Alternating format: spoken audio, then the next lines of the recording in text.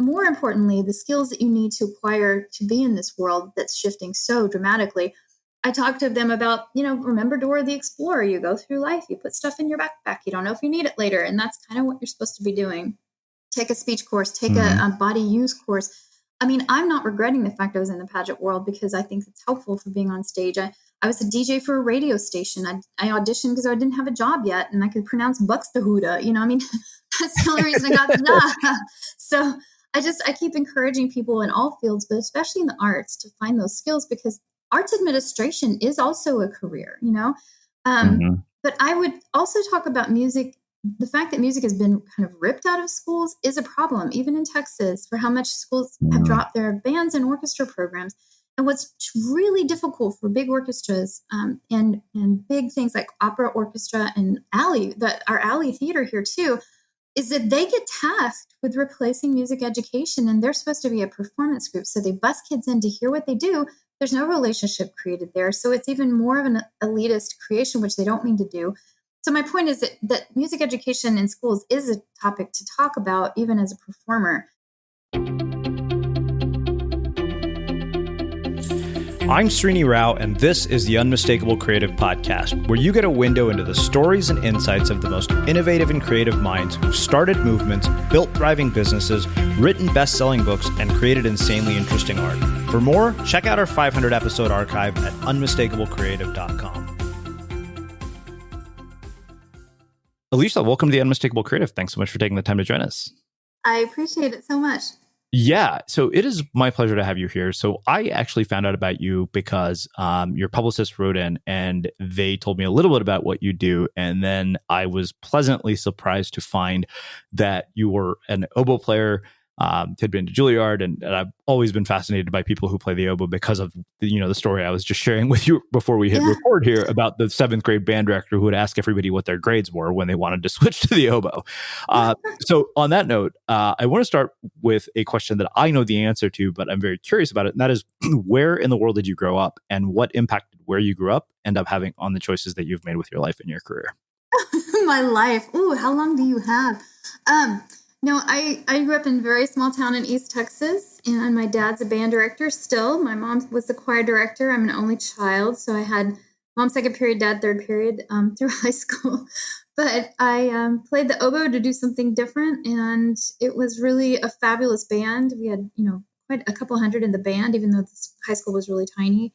And, all state Texas, there's nothing like it as far as the pedagogy and learning the basics and learning how to excel at music and strive for something. Mm-hmm. So parents as band directors and music teachers, was this something that they instilled in you and insisted on, or were they kind of like, let's say that you said, you know what, I'm not going to do either. Although I know that's almost impossible to do in Texas because music is mandatory, at least for some period of the time you're in school. What kinds of pieces of career advice did they give you, both being teachers? Oh yeah, no, they did not expect me to do music. And in fact, I intended not to. I was enrolled at UT for physics, actually. And at the very last second, my oboe teacher wanted me to not stop playing and got me into SMU. I mean, July, right before school started. It was a crazy shift. But no, they were very, just whatever my explorations were, I was fairly hyper. I mean, they kept trying to tell me to do less stuff, yet I kept doing more. Just all the different possibilities and explorations. My dad was into sci-fi. I was into fantasy, sci-fi, more fantasy. And I think all the curiosity of life, they've both been that way through all realms, not just in music. But I do think that laying the groundwork of studying an instrument and getting good at that it lays the groundwork for so many other things that are possible. Yeah. So you mentioned you grew up in a small East Texas town, and the moment I hear small Texas town, my mind goes immediately to Friday Night Lights, and I love that show because I think it's an incredibly accurate depiction of life in a small Texas town, and I can say that only because I spent a significant amount of my own childhood in one, and so I wonder what it's like to grow up in a place like that. And what are the stereotypes that you think that those of us who don't ever experience that think about are wrong, and which ones are right? Well, I mean, definitely every Friday literally was spent, I guess that's not the right use of the word literally, but we were physically spending every Friday night at the football stadium. And funny enough, for the first 10 years we lived in this small town band, we lived next door to the football stadium. So growing up in my dad's band hall, my mom's choir place, taking piano from my mom, music was a big part of it. But music not only supplements the football team, but the football team also gives everybody a reason to have a band program. So it's pretty intertwined there in some ways. I will say in some of the private schools, now I'm in Houston, don't have a really strong music programs. And I would say it's because there's not the football to drive that kind of overarching need for music to celebrate the things that are, pulling us together. And I definitely think, there's the whole rah-rah part of it and the huge spirit of being in the same place at the same time as shared space. And I've not really thought about that before, but the idea of shared space with all sorts of people is what drives what I've created. And so I'm actually glad you brought that up. I hadn't really thought about that. But yeah, every Friday night, right there, and the marching competitions and the precision in that, and just the striving, I think, is something that is vital. But you're right, Friday Night Lights. I don't see that any of it's false. It's all true. I'm sorry, but it is. Yeah.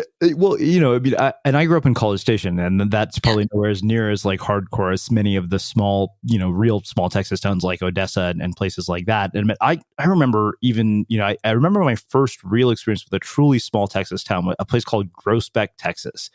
And I remember going there and we were stunned by how nice the facilities were. Like, how does a small town like this have AstroTurf and like this multi-million-dollar stadium? And somebody looked at us and said oil. And we're like, Yeah, it's true. It was funny though, because my dad is such a powerful band director too. I mean, he had a repair room in his home band hall, which is, I didn't know that was rare or completely unheard of. I think he would have been a great engineer as well, but it was just really interesting to, in a small town, be able to delve into every possible realm of education. I took Latin ahead of school, even though they didn't offer it. I was in the physics club. I was, just every possible thing, a tennis team, missed every Friday in the spring for tournaments.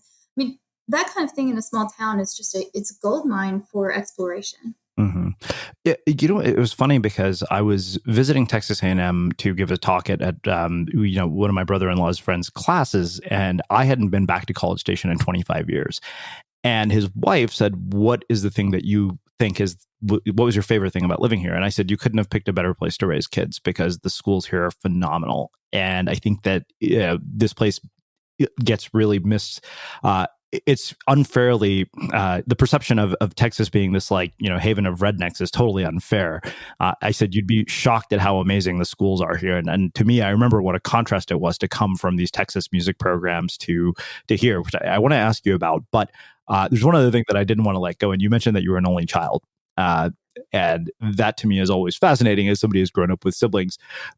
What is that dynamic like when it comes to your relationships and your friendships and how does that play out, in adult life? Because I think in my mind, I've seen only children sort of turn out in one of two ways. Their friends are like their brothers and sisters, or the polar opposite. Like, I can spot friends of mine who are only children because they are selfish in really small ways, and they're completely unaware. It's not that they're awful people, but the world kind of centers around them. It's like, you're late. It's like, yeah, of course you're late. And it doesn't matter to them, No,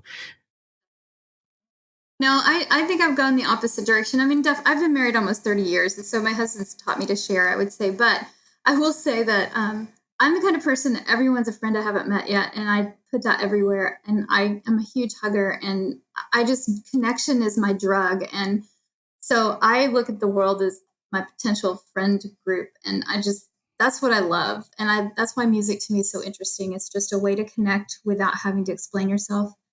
And so I don't know, as an only child, it was great because I did have the focus I needed from my parents to be able to explore all the variety that I did, which frankly, again, adds to the possibility of creation and creating something unique. But at the same time, absolutely, I don't have a problem standing out in a crowd or giving my opinion. I think I'm much more gentle about it now and more inclusive. Mm-hmm. But no, I think that you're right. You could go one of two ways, and I'm hoping. I mean, you should interview other people instead of me ask that question. You should ask all the team that works at Roco and my husband and my therapist. I don't know. You can ask whoever you want. Yeah. Well, it's funny you say that because I actually have always wanted to do an interview where I told somebody's story through, the lens of the people that they knew, and made their story just a small part of it. I like that.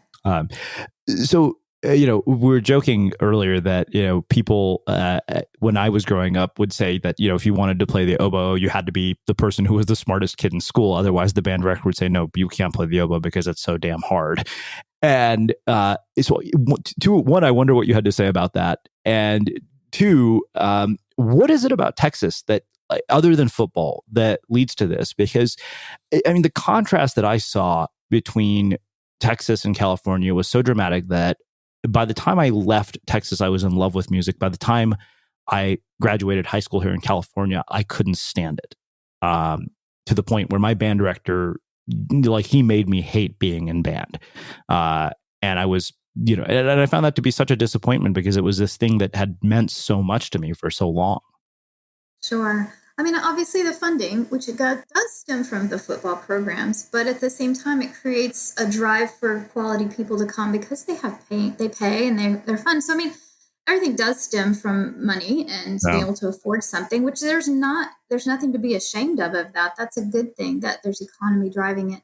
But I will say that it attracts the people who are the most driven, and that's how I see it. That in Michigan, have some seriously powerful band programs. Now, you said band over and over again and not orchestra, which I find interesting too, because orchestra on the East Coast is different than band, right? Yeah. That's a whole different conundrum. But you were saying about picking the oboe. I mean, my mom just wanted me to play something different. And my dad was, I'd been in the band hall since I was 2 years old. So I just wanted a challenge as far as that goes. And my parents kind of knew as a small town that I had to get lessons. So they would drive me to Dallas once every 2 weeks to get lessons. And so that was the added benefit. I think with the oboe, you have to be right and left brained. You have to be able to know how to make reeds, which is a whole physics thing. And then you have to be able to do the music part of it. So you've got to be both brained to be able to be successful without, number one, hating to practice, or number two, hating to make reeds. And so I love making reeds. It's fun. And then I like to play too. So I kind of look at everything in life as a vicious prioritization. That's what I always say, ruthless prioritization, where when you practice, you just isolate, get it done. It's like a video game. You just, annihilate the things that aren't working. And same in oboes. It's kind of a fluidity of thought. And I reference video games all the time because I know I would be I'm a dork already, but I would be geeking out with all this Assassin's Creed stuff. I mean, if I had more time, that's what I would be doing. But, I'm a big D&D girl back in the day and that kind of stuff. So I don't know. For oboe, you're sunny. It's not necessarily the high grade smart people. It's the people who can prioritize ruthlessly that really helps and want a challenge. People who don't mind sounding like a duck for 20 years before you sound like a prettier duck. Yeah. So. Well, I mean, I think that, I knew even playing the tuba, my band director was like, oh, he's like, with this, you have a shot at making all-state band. I knew that as a trumpet player, I'm like, I'm up against so many damn people. And I remember that very distinctly about the oboe. It's like, and flute. Yeah, it was like you have one in every band. And it was just like, wow. But we'll get to the flip side of that, which is, making a career out of this is also one in every band or one in every orchestra. So the reason, you said that I didn't mention orchestra, part of it, orchestras were not prevalent in California when I got to high school. My sister went to my crosstown high school where they did have an orchestra, but you just didn't see them. We didn't have this sort of hotbed of music. Right. That you have in Texas. So you mentioned funding being part of it. Football, obviously, that comes with music as well. But to me, sometimes I joke that there's nothing else to do in Texas, like other than football and music, especially in a small Texas town. But I think there's something about the culture too that I saw as fundamentally different because one is, making it mandatory at such an early age. Like I think it was from 6th, 7th, 8th grade on. And so, I think that it was one of those things that I found to be such a contrast. And, in addition to funding and football, like what else do you think it is that leads to that culture? Is it just because of the fact that there isn't anything else to do in these small Texas towns? No, I think that it's also, I mean, what I've seen is the fact that you can have it every day. I mean, you have athletics every day and you have to build those skills. And again, I've seen in private schools here in Houston where they'll do music, but it's every fourth day or something like that. It's like a dabbler experience as opposed to a building skills experience. And that's where I think the culture comes from in a small town, again, is that striving for excellence. You're right. I mean, while there isn't a lot to do, you are able to do everything. Again, that's what I was saying. I mean, there's no way you could be on a varsity tennis team and drum major of the band and, part of the Latin club and all the things that I did, and also be in the pageant world. I mean, that's just embarrassing, but it's true. And just you do all those things and be a dabbler, but in a much deeper way. And I just think you have a huge palette to draw from a small town. Mm-hmm.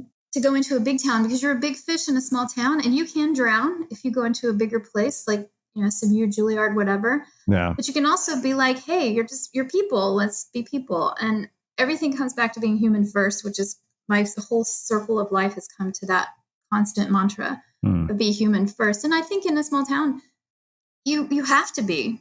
Everyone knows you. Also, you also know kind of people, them in a way that you don't in this bigger town. I barely know my neighbors around me in Houston, and it's actually a very friendly town. Mm-hmm. But in a small town, that, that guy over there, no one should go near him. Yeah. Or you just have a sense of community that you don't have. And there's negatives to that too, but it was a huge leaping ground for me. And I really am thrilled that I got to grow up in a small town. So one question I have for you, and this is from my own experience, is what are race relations like in a town like that? Because, I was always stunned that, there was people who were blatantly racist, not against me. I was really lucky. But I had friends whose parents were upper middle class, super educated, and openly racist. Like some of the things they said in front of me, I would never repeat on the air because they were that awful. And I wonder about that because, as an Indian immigrant in a small Texas town, like I remember we were the only Indians there. We were like this just weird. We were unexplainable to most people. I hope we're all unexplainable. No one should be able to define us all, right? Let's say that. I think because my parents were teachers and my mom was actually elementary music teacher before high school choir. So she not only saw these kids as kindergartners, but all the way through past high school. And I think, how do I say this? Seeing a through line of a person's life changes your perspective. I would say individually. Yes. What struck me more though, we definitely had, probably in my whole high school, my grade had about 100 and we may have had 15 African Americans, which is, pretty for that area, pretty big amount, but we were all really close to each other. That was what was so strange. I had a weirder thing with two white girls who were twins, and I was best friends with one of them. And that was a whole psychological study there. Right.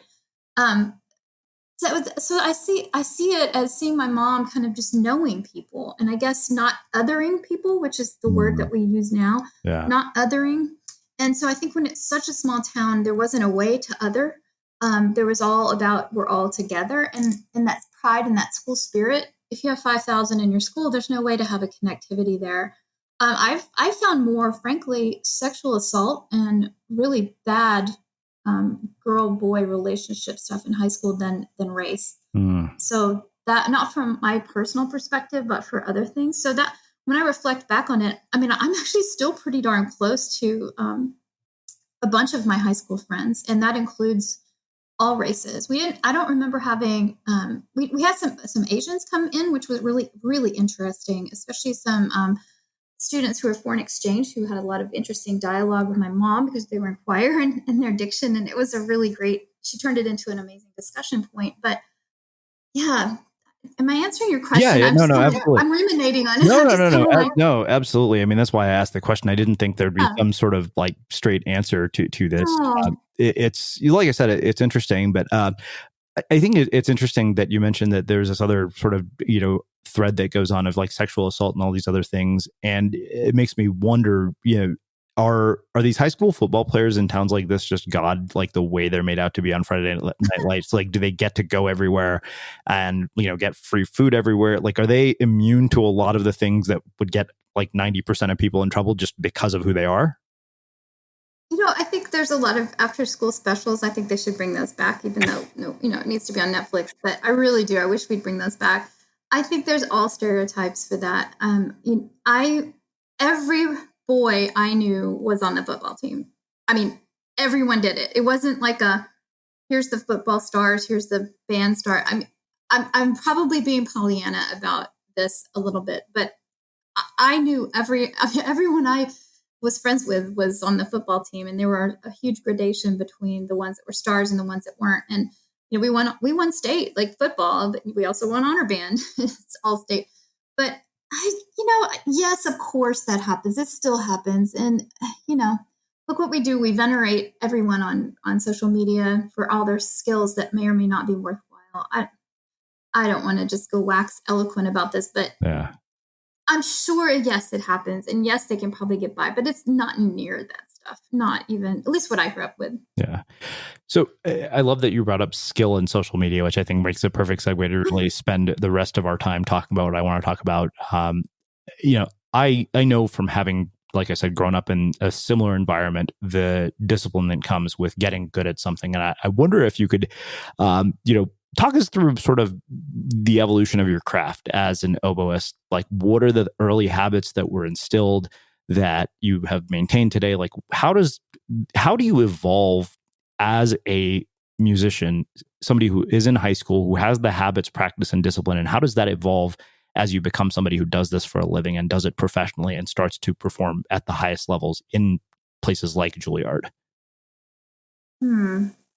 I think you have to acquire the skills that are very baseline acceptable for performance. At some level, you have to have mastered that. And instead of trying to practice to make things right, I always say I practice to get rid of limitations, to say exactly what I want to say, soul to soul.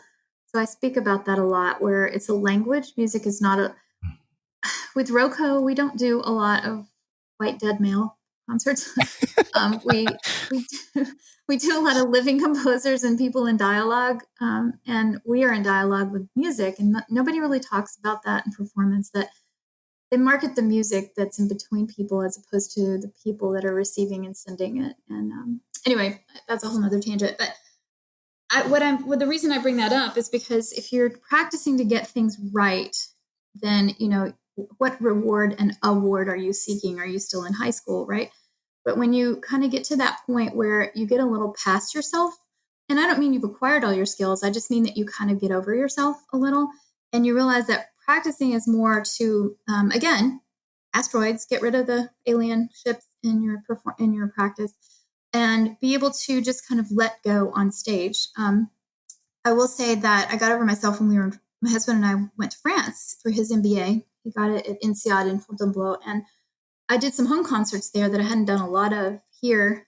And I played in these tiny rooms with the carpet and miserable with people, a foot away from me. And I realized they don't care what I look like. They don't really care how hard it is to do. They just want to hear the music. And again, you just get over it. So I guess that's kind of the place that you can get to, but you do have to put in the time. I remember going to Julliard and being in a dance studio up against the mirror, watching the minuscule movements of my fingers and starting over with scales at, quarter note equals 60 to really isolate and get rid of all these weird things that could happen. And then if you really take that time, and then after school, you're in scale work and you're in, in audition mode, at some point, it's not like you don't practice like that anymore. It's just that you can practice more efficiently, I guess. And especially when you do what I do, which is I raise money pretty much all the time. I mean, don't think I'm not going to ask you after we're done with this to support Roco. But I'm just saying that for what I do now, it's about marketing. It's about people in elevators being trapped, so I ask them for money. It's about that kind of stuff. So again, practicing is not in and of itself its own end. It's a part of the everyday flux of what has to happen to be on stage. So I don't know about you, but vacuuming is not one of those things that I ever look forward to doing. But as you know, your environment has a huge impact on your creativity. So I still like it to be clean wherever I'm living and working. But now it doesn't have to be something that you deal with. If you're like me and you grew up in the 80s, you probably fantasized about the day when cleaning your house would be like it was for the Jetsons, meaning you don't have to lift a finger. Well, the good news is that we're already kind of living in that future. And the easiest way to make sure your floors are clean every day is with the iRobot Roomba Robot Vacuum.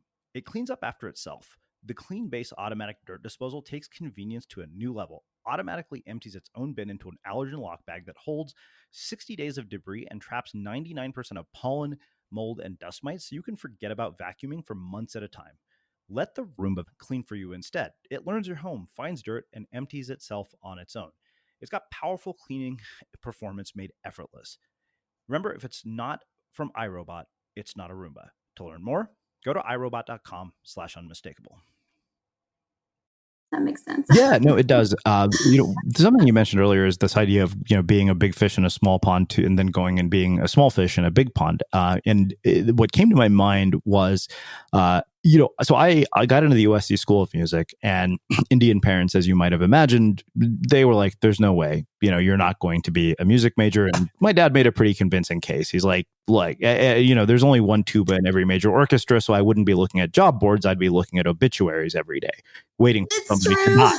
Literally, that's what I always wonder. Is like, I say that all the time. I'm like, do professional tuba players literally check the obituaries every morning to see who died in some symphony? Because that seems like the only way you would find that job. I'm just shocked there hasn't been like a whole underground report of health of certain professionals. I'm just saying. Well, that thing always struck me, and it's not the most versatile instrument either. But you go from Texas to Julliard, and I think that anybody who has pursued a career in music or career in the arts, and I can say this as an author as well, it's hard. We know that the odds are stacked against us. And I remember I wrote a piece on our blog about how to talk to your kids about pursuing a career in the arts. Some people loved it. One woman actually hated it because she thought I made the post incredibly discouraging. And I said, you know what? I don't think anybody should sugarcoat the reality of what people are getting themselves into should they choose to do this. So I wonder, one, can you talk about that transition from being the big fish in a small pond to, going into this environment where you're the small fish in a big pond, but then also managing your psychology through what is inevitably an uncertain career in which nothing is guaranteed and anything is possible? Right. So that was well asked, by the way. well verbalized there. So at Julliard, I had a trio. I started to do gigs, and we did so many crazy, I have so many amazing gig stories. I did a mafia wedding in Long Island. I did a Buddhist monastery performance to welcome a man back into the speaking world after his vow of silence. I mean, I've done these insane gigs. And I say that to say, while I was at Julliard, I was always really interested in the business side of it. And I would be such a good real estate person. It would be so fun to sell things. But anywho, so there I was already kind of getting in the idea of marketing what I was doing, obviously in background music, not necessarily in performance or starting a group for performance. But so that was there, and I knew I could find my footing in that realm. And then, I won the concerto competition with 3 other people. We got to do this really cool performance in Evian. And so once you're done with that kind of thing, you're right. You go into this world of waiting for someone to die. I mean, truly and honestly, that's what it is. And you're just practicing the same music over and over and over and over and over and over and over and over. And to me, it doesn't even seem like life, right? But you're not thinking about that. And so I was in a bunch of different finals, and I was doing okay. I was professor here at University of Houston and on and on. But then my husband got this opportunity to go to France. Well, my teachers told me not to go, that I would ruin my life. And I don't know anyone that says that about moving to France, but they did. And I sort of got it, that if you go over there, the playing style is so different that you could lose your sense of edge of auditions.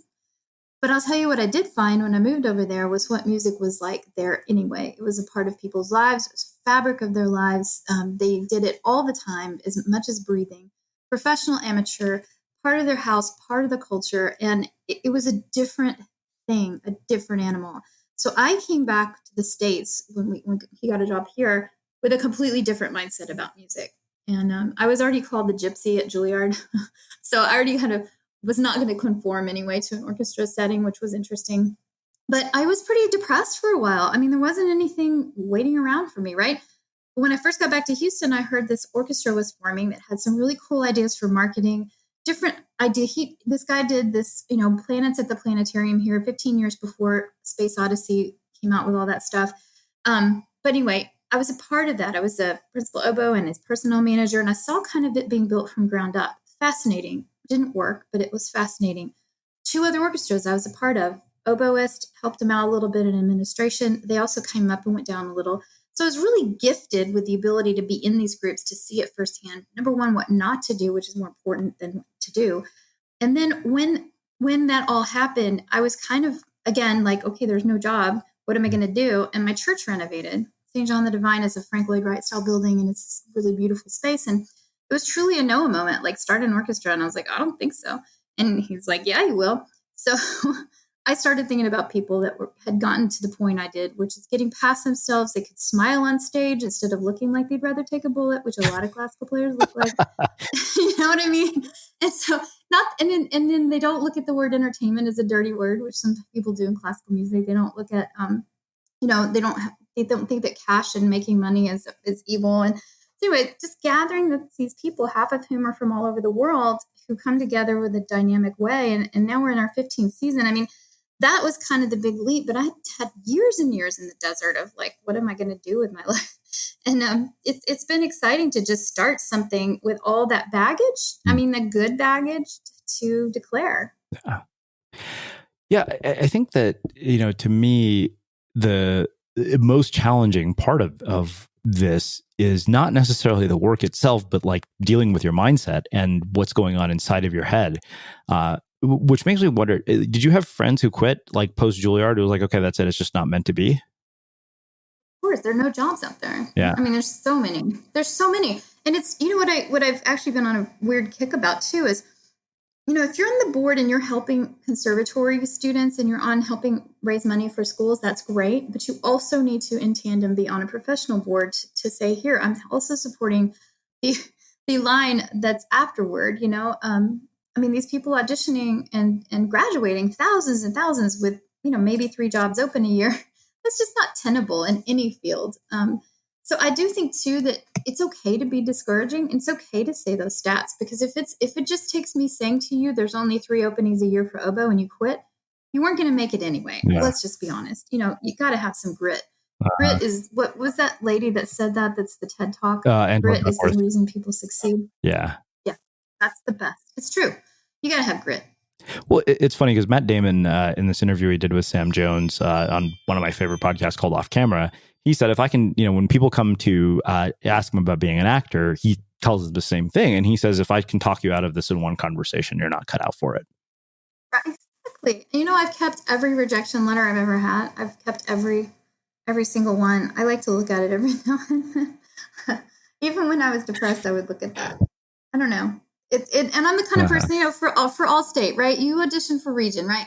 I'm the kind of person that would sit outside people's audition room and listen for their mistakes, which, yeah, that's great, And then I definitely got to a point after we came back from France where, why I think I was not successful. Even I did get into finals for a number of jobs, but the reason I don't do well behind a screen, I can't connect with anyone. And that truly, I'm not kidding, it's my drug. I had a musician. We don't have a lot of subs, but we had a transition with a flutist. My best friends, they had a baby. Anyway, long story, but we had another flutist come in, and she said, and she's our flutist now, but she said that she's so used to being in an orchestra and having to be in a bubble because there's so much strife and so many problems with, emotional problems or something, and just felt like she couldn't connect, that she was in a bubble. And she felt like I kept leaning over and going, Pop, wake up, connect, come on. Yeah. And so I think that's where it's hard with auditions, because you have to be clinical, and I am in no shape or form a human that's clinical. It's so funny because when you're talking about that, here in California, I don't know why they don't do this in high school, because I think it does introduce bias into the process. Like, they don't put you behind the screen, but I remember that very distinctly. The screen, I still to this day remember the name of the kid who beat me for all-state band by 1 year. I remember the day, and every year on January 13th, I wake up and I'm like, something is off and I don't know why. And then I remember, I'm like, this is the day that I missed all-state band by 1 chair. And it's funny because despite being principal tuba in California, it still never compensated, because it's a lot bigger to me. I was like, it's a big deal in Texas. Here, it didn't mean as much. Yeah. Well, I think that you mentioned that you're also a teacher. Are you a parent? Yes. Okay. So this I absolutely have to ask you about. What do you, when you think of, and I don't know how old your kids are, but when you have chosen this path as somebody is a musician, how do you think about talking to your kids should they choose to go down the path of a career in the arts? And is music something that are you going to be one of those parents who's like insistent that they play an instrument, or you're just like, okay, should you pick up an interest in it, so be it. If not, life goes on. I've been more of a cobbler's kids have no shoes type parent. We have a college student and a high school student, two boys, and yeah, their private school programs did not have band or really orchestra. One of them does, but it's not something that you learn like scales and skills, and there's no competitions for it. So it's more playing, pop music. So the youngest one did French horn for about a year or two, but really because there wasn't a diligency, I guess, in that program because he's in this top academic school. That's what's been driven. So he's more into actually started his own company. It's kind of a funny story in sales, but my one in college is getting his fluency test in Mandarin. So his music skills came out in Mandarin. And he's just an amazing speaker. He spent the summer in China. So finding ways that music gift can also be in other areas to me is fine. As long as, they've been to every Roco concert there is just because they had to. So, but it's not their thing. My eldest has a guitar and he's got a, song on Spotify with the band, and he loves Slash, as do I. I love rock and roll. And, my youngest, he loves rap. So he's been and followed Travis Scott forever and all this. So, I don't know. I find it weird to force. And since I'm from band and you know this well, you don't really start talking about it until 5th or 6th grade anyway. Uh-huh. And when you have to do Suzuki, I'm sorry to all my string friends, but I find Suzuki a little creepy, but that's just me. That's just because I'm not a string player and I'm totally snobby, and it's awesome and it's disciplined and it's fabulous and everyone should try it. But and now that I know more about it, it's great. But when I was growing up in band, I thought it was strange. So. Yeah, well, those Suzuki kids start at like 3 or 4 years old. It's like, how do you even hold a violin when you're 3? Right, and you don't need an oboe that tiny because it would sound ridiculous. Yeah. Wow. But yeah, so that's. But no, I think it's really fun to see. I just think that they can see that my husband and I both followed our separate passions. He's a saxophonist, or was in high school, and it's in the closet, and it still stay in the closet. But he's in oil and gas and that kind of stuff. But yeah, I just. Well, it's funny because people always ask me if I still play it, and I was like, you know what, a tuba costs more than a car, and I really need a car a hell of a lot more than I need a tuba. That's amazing. Yep, an oboe too. You can't do it without reeds. So yeah. That's so funny. So you mentioned also that you teach. So anytime somebody teaches, I always have questions for them. And I don't want to ask you about education because I think music is a very unique sort of situation. I don't think, in my mind, music is basically immune to my criticisms of the entire rest of the education system because I think there's something very special about it. But that being said, I think that as a teacher, I wonder, what have you learned from your students? Well, I had a studio before I started Roco, a really competitive one, about 8 kids I had like 3 all-staters. It was really exciting. And one that I got in, he got into Julliard. I told him not to go as an undergraduate, but because it's more of a graduate student place. But yeah, really it helps you kind of, again, isolate and test your own theories. But also, I'm actually not as interested. I'm so bad at actually knowing if someone's a good player. I'm actually much, much clearer on what their brain's doing. And so I always have taught my kids, my 2 boys and my students, to use the oboe to figure out their brain as opposed to going the other way. Use whatever your skills are to learn how you think. I'm much, much more interested in, okay, that phrase didn't go this way, but why? Let's step back into that a little bit. So again, that helps you truly isolate instead of just repetitive practice. Because I think in my opinion, if you practice more than an hour and a half or so, you're out of it. You're not doing it. You're just moving your fingers around and not paying real close attention. So that's part of it. But I dropped my studio just because this is more than a 24/7 job, and we have a team of 6 full-time team, at Roco, and it's just so much.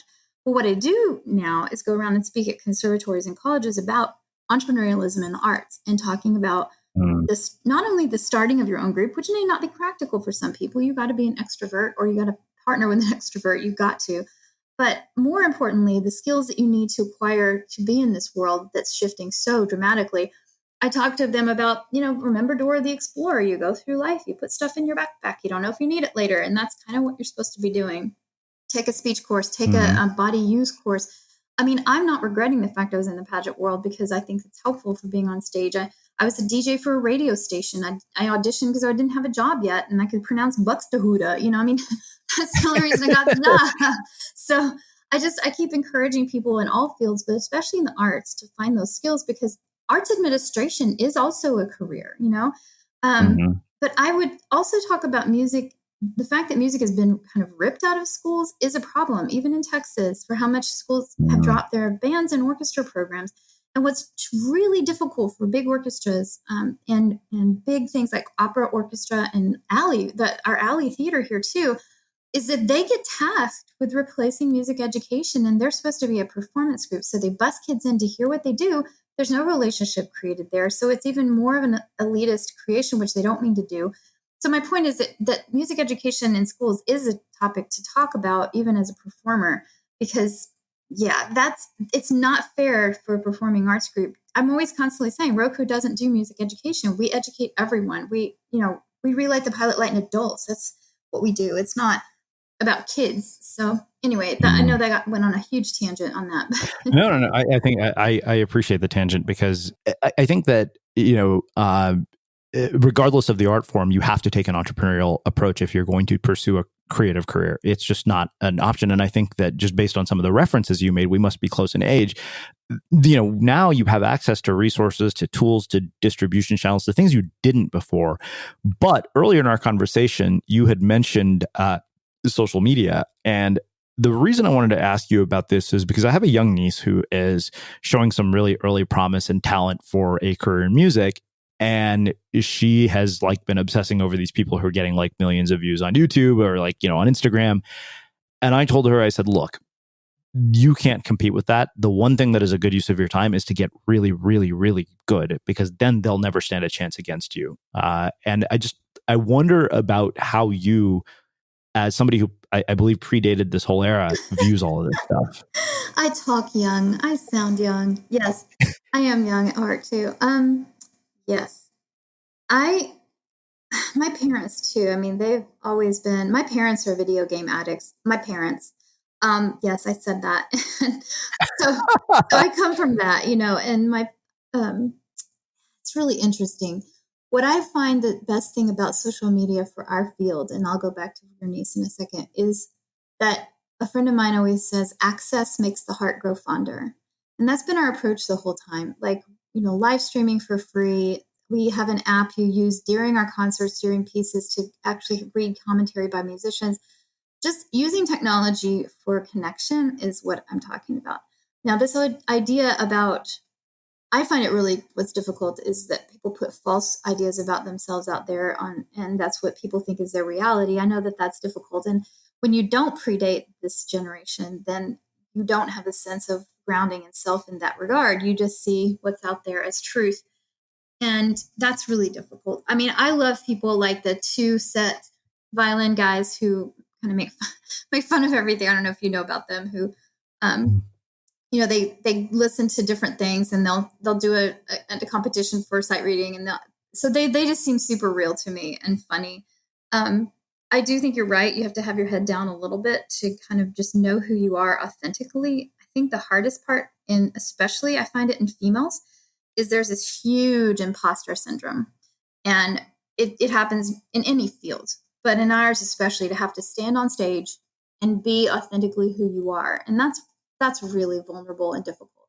And so my huge goal is to invite musicians, even in Roco, who are a lot of, at the top of their field, to be vulnerable on stage and let people into your experience. If you break your reed, let them know in your audience that happened. Don't just be all freaking out. Just bring them into your experience. And I think when you're younger and you're not as confident of who you are, you can't really even articulate it clearly, then it's impossible to be vulnerable and open and display who you are because you're not sure yourself. So I think, honestly, working on things that are not the technical side of performance to make it perfect, but again, working on things of, I would say just layering on yourself of the depth of you spiritually, the depth of you morally, the depth of you relationally. If you can start to have those conversations at a really young age in tandem with the fact you're working hard on your physical stuff, I think you'll not be immune to it, but I think that you'll see it for a clarity that you may not have had before. I think that, to me, especially having gone through this and having built this platform entirely online and even having had 10 years at doing this, I realized that people are much more interested in attention than they are in doing something worthy of an audience's attention. And totally. I could give her something to do. She'd get millions of views, but she'd probably be arrested too. So let's just say that. Yeah. I'm sorry, I interrupted. What was your point? That is absolutely true. Like, people, I think, are obsessed with this idea that, I think the other day I'd written this entire sort of rant. It was like a series of tweets called "How to Become Successful in Your Creative Career."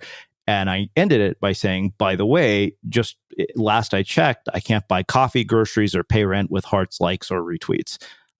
So for those of you who think this is actually useful, social currency is effectively worthless. It doesn't produce any real value, and it's not an indication that you've produced any value.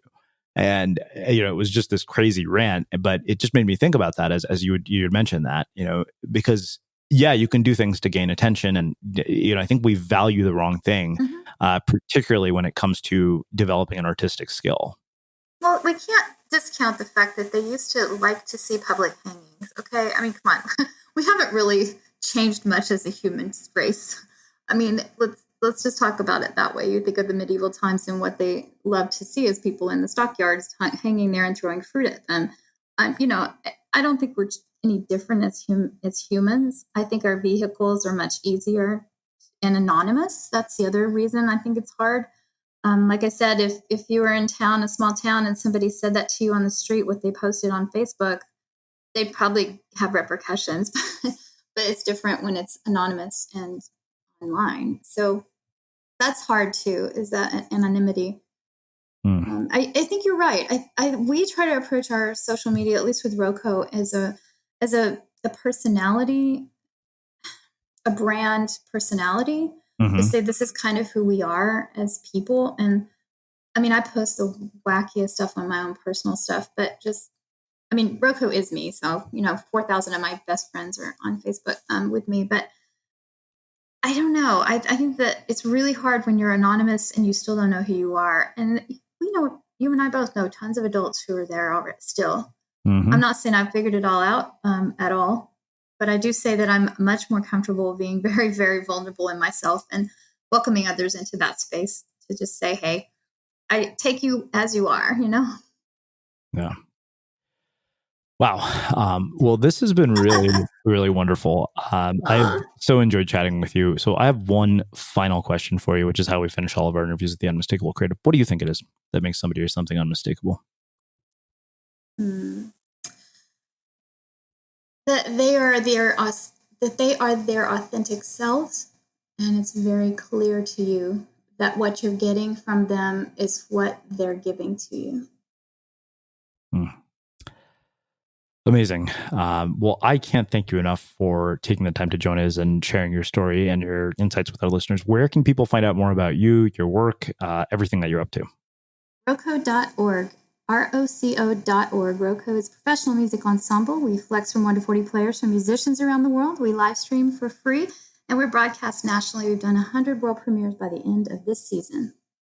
Amazing. And for everybody listening, we will wrap the show with that. Thank you for listening to this episode of the Unmistakable Creative Podcast. While you were listening, were there any moments you found fascinating, inspiring, instructive, maybe even heartwarming?